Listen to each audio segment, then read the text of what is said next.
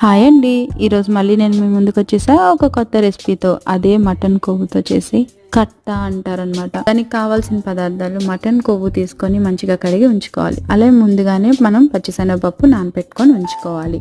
ఆ రెండు కలిపి మనం ప్రెషర్ కుక్కర్ పెట్టి ఉడికించుకోవాలి. ఆ తర్వాత వీడియోలో చూపిస్తున్నట్టుగా కాయగూరలన్నీ మనం కట్ చేసి పెట్టుకొని ఒక బాణీ పెట్టుకొని ఆయిల్ వేసుకొని అందులో అన్ని కాయగూరలు వేసుకొని మనం బాగా మగ్గించుకోవాలి. అవి బాగా మగ్గిన తర్వాత పుదీనాకు మసాలా వేసి అవి కూడా కొంచెం మగ్గించుకోవాలి. ఆ తర్వాత మనం ముందుగా ఉడికించుకున్న కొవ్వును ఆ మిశ్రమాన్ని మనం కూరలో వేసుకొని మళ్ళీ ఒక 2 నిమిషాలు ఉడికించుకోవాలి. ఆ తర్వాత పసుపు, ఉప్పు, కారం, చింతపండు అన్ని వేసుకొని మళ్ళీ కాసేపు మగ్గించుకొని తర్వాత తిరగమూత తాలింపు వేసుకోవాలి. దానికి కావాల్సినట్టు వీడియోలో చూపిస్తున్నట్టు అన్ని ఇంగ్రీడియంట్స్ వేసుకొని తాలింపు వేసుకొని ఆ తర్వాత కొత్తిమీరతో గార్నిష్ చేసుకోవాలి. అంతే.